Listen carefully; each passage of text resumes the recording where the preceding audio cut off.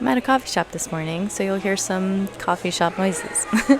Now, you need to communicate your standards on marriage, and you need to understand that most men realize if they want to marry you very quickly early on in the relationship. And we've all seen that woman that spends years with a man who supports him, loves him, builds with him, helps him. Then they break up, and 6 months later, he's engaged to somebody else. I'm not saying that's fair, but I am saying it is reality, and the internet and society wants to tell you he was scared of commitment. More than likely, he wasn't scared of commitment. More than likely, she didn't communicate her standards on marriage, and he didn't see her as his wife, even though he kept her around for years. Now, I'm Crystal. I'm a relationship coach for women, and I teach women how to attract a provider and protect your husband using neuroscience and biblical principles so you can get married and stay married. Let's get into the habits that have him wifing you up. Welcome to Amor de Luna.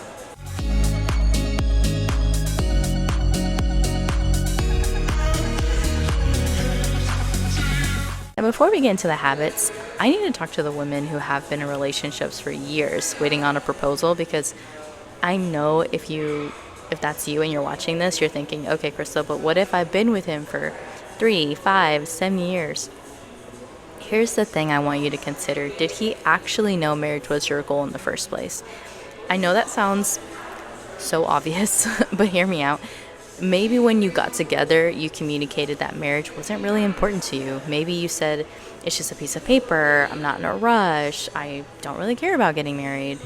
Maybe you genuinely believed that back then, and now you feel differently. Maybe you changed your mind, but that's okay. You're allowed to change your mind. You're allowed to grow. You're allowed to realize that, you know what, marriage is important to me. I want to be a wife. Maybe kids. I want commitment. But if you communicated something completely different in the beginning, it isn't fair to expect him to magically know your goals have changed and then meet them just because you keep giving him hints. You have to communicate and have some pretty tough conversations. Something like, hey, I wanted to talk to you. As I've grown, I've realized that marriage has become important to me. When we first got together, maybe I didn't think it mattered, but I've changed, and I've seen healthy marriages. I've seen the fruit of commitment, and I've realized that I do want that for my life. I'd love to do that with you. I do want to be a wife, and I want to communicate that with you. And then ask him, what are your goals? Do you see yourself getting married? Is that something you want? Because you need to clarify these things with him, not just assume. Then here's the part that scares women, because now you have to communicate the standard, right? You communicate what you wanted, but now I'm not saying it's an ultimatum, manipulation, or anything like that. Let him know, I care about you, I love you, I love building this relationship with you, but I want to be honest, my goal is now to be married within the next year. I would love for that to be with you. But whether that's with you or someone else, I want marriage for my life. And I know that's bold, but that's not pressure. That's clarity. You're not saying, you have to marry me. You're not saying, hey, I need you to prove that you love me. You're not demanding a proposal. You're simply communicating your goals.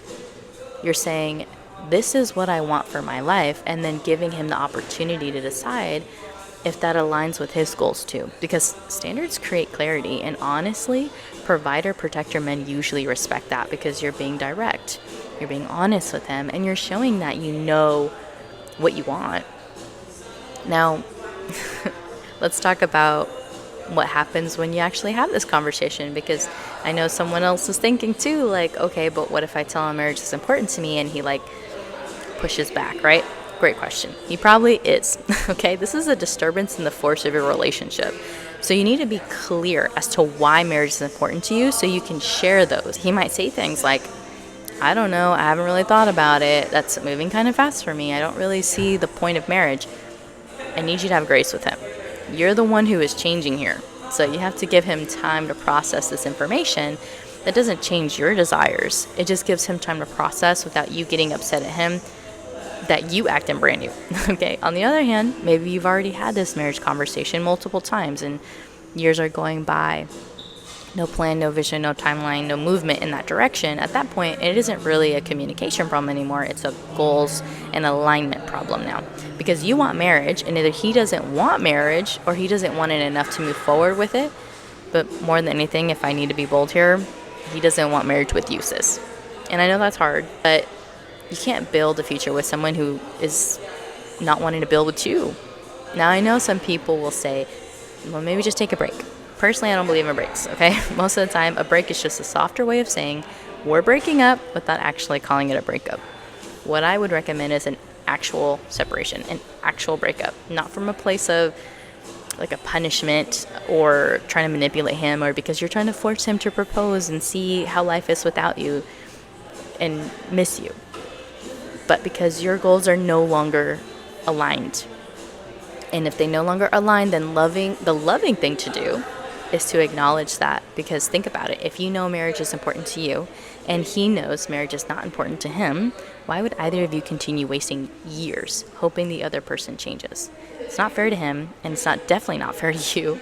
So go be single, and actually be single, okay? I'm not saying immediately go date other people or keep tabs on him or anything like that. Pour into yourself, heal, grow, work on your relationship with God, work on your emotional regulation, work on becoming the woman who is prepared to receive the marriage that you say you want. Because you cannot receive a husband while holding on to a boyfriend who has already told you he doesn't want to be your husband.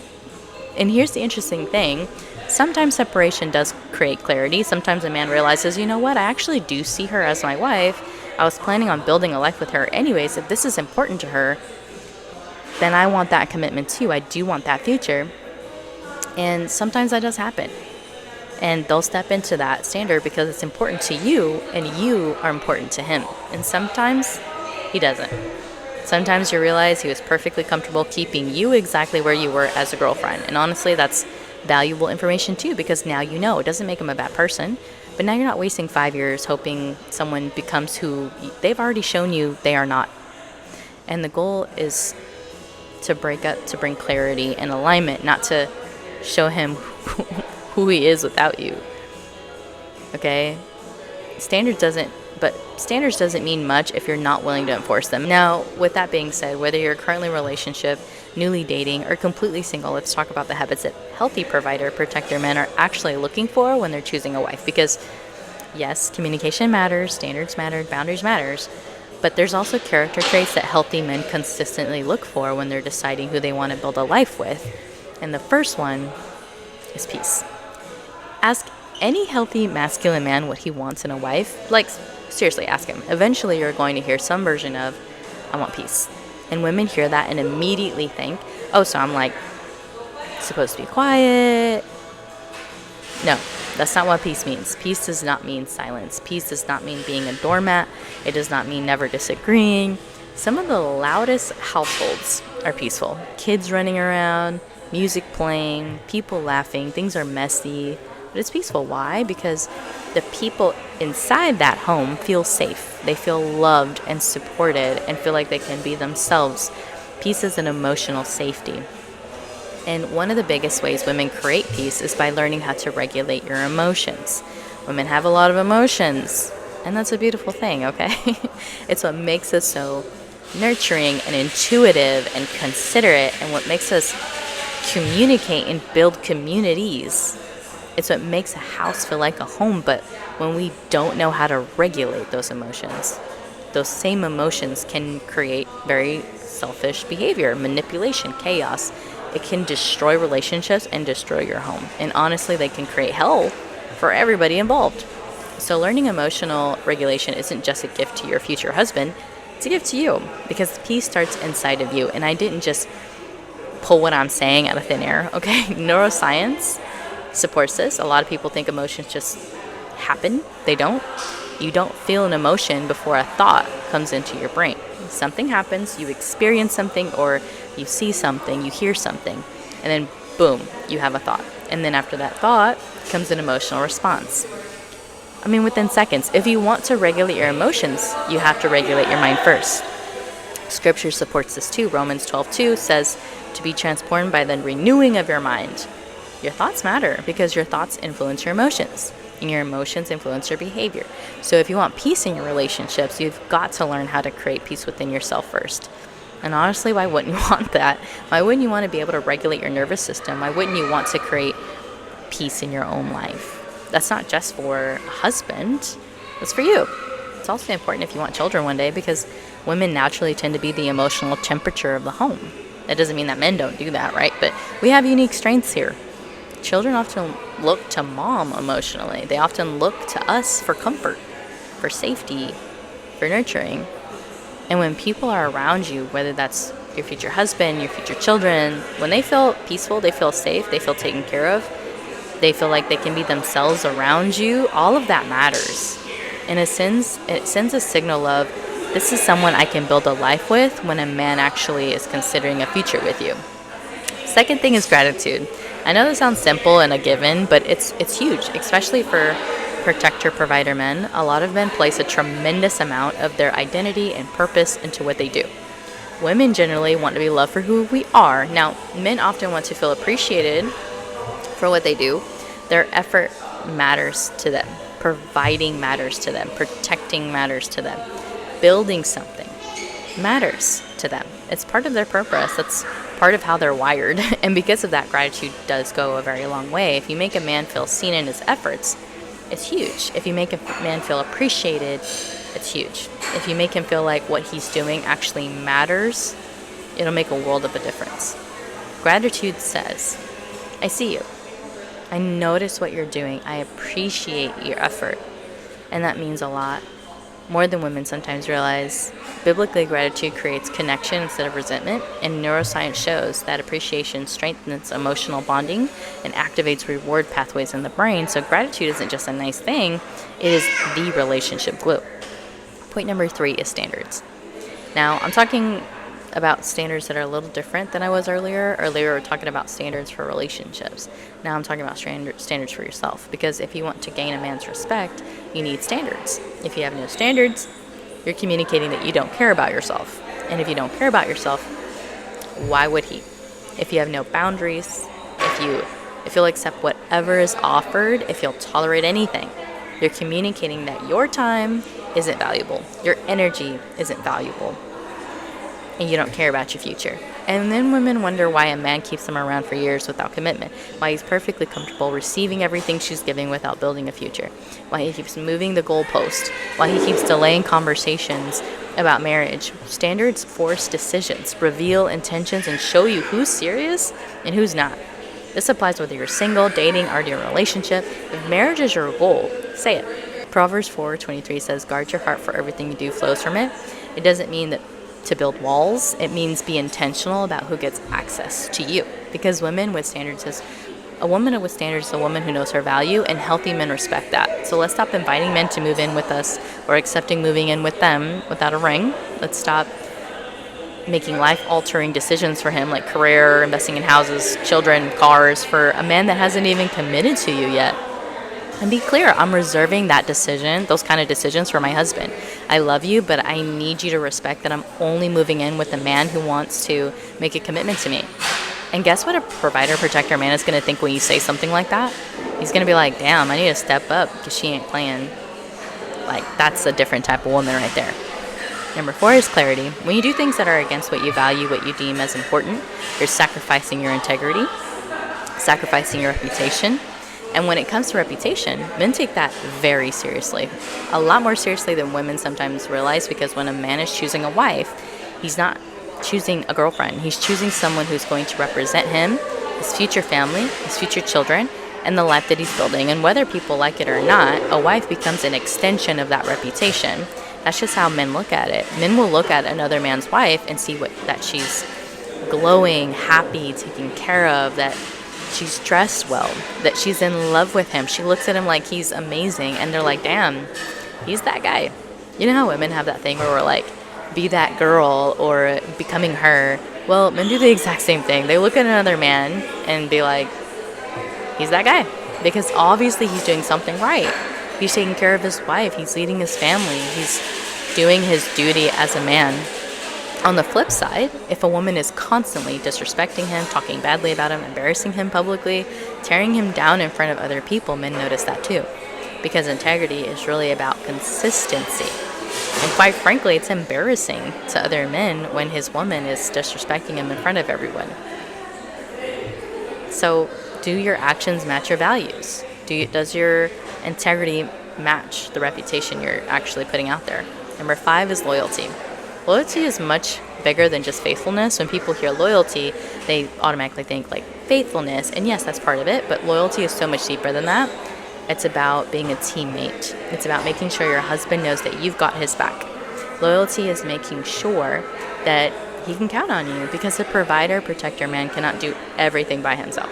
Like, they're great, but they're not Jesus walking on water, okay? They understand that. One thing I love about Proverbs 31 says that the heart of her husband safely trusts in her. Think about that. He safely trusts in her. That's loyalty. Trustworthiness, dependability, that's character.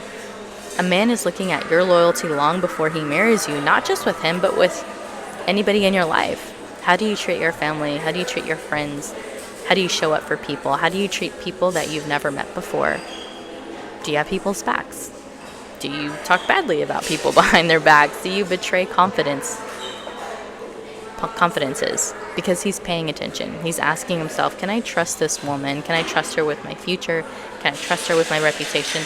Because if the answer is no, he's going to hesitate. You can be beautiful. You can have chemistry. You can have attraction. But if he doesn't trust you, he's not going to feel safe building a future with you. Like, yeah, she smiles at me and her eyes twinkle, but does it also twinkle when she's talking to Gary over there? You know what I mean? That's what he's evaluating. And if he believes this woman is loyal, this woman protects people that she cares about, this woman has integrity, she cares about her reputation, then he's going to be much more likely to see her as wife material. Number 6 is responsibility. Now, he wants to know that you're responsible with what you already have, because whatever you've got going on right now is going to come into the marriage. Whatever habits you have right now are going to come into the marriage. If you're irresponsible, it's going to come into the marriage. Time, money, anything you can think of, decisions, anything. If you're constantly making poor decisions, that's going to come into the marriage, and then pay attention to that, because they're thinking about the household that they're trying to build. And the kids, can he trust you with responsibility, with being a mother like that, with being a wife? Number 7 is vision. My mentor always said, a man on a mission needs a woman with a vision. And I loved that. I loved hearing that, because healthy provider, protector men are usually working towards something. They have a purpose or direction. They have goals. They're building something. And when we're choosing a man like that, we want him to already have a purpose, right? We want him to already know where he's going, already working on something. But women add to that. We add the vision. We add fruitfulness. We add expansion. We help create something bigger than just him. For example, my vision for my family is having a compound one day, a large piece of land, our children nearby, adventure, travel, maybe some animals, strong family relationships, healthy children, a family that trusts each other, the start of a family that enjoys being around to get each other. That's vision. Your vision might look completely different. That's okay. Base it off of your dreams and values. The blueprint, though, is the same. The details are different.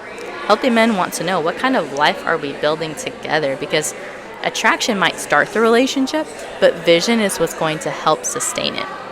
Now, all of these habits, like I said before, are just the blueprint. Peace, gratitude, standards, integrity, loyalty, responsibility, and vision.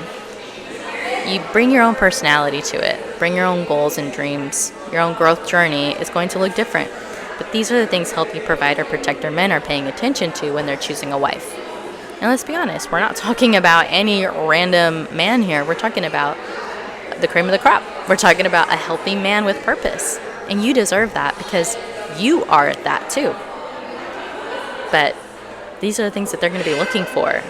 And if you want a man who's going to provide, who's going to love you well, that's the type of man you want. These are the areas you need to grow in, not to manipulate a man into marrying you or to earn love, but because these qualities help you become the kind of woman who can build a healthy marriage that you say you want. And remember, you are the chooser, so don't be afraid to communicate your standards. Don't be afraid to communicate your boundaries and what you really want in life. Because if your standards scare a man away, great. He wasn't the man for you. A right man isn't going to be scared of your standards. He's going to be relieved by them, because he's looking for the same thing that you are. A marriage worth building, and that's the goal. Not just getting married, but getting married and staying married. Like and subscribe if you're watching on YouTube or Spotify, and rate this episode as it helps support the channel. Bye!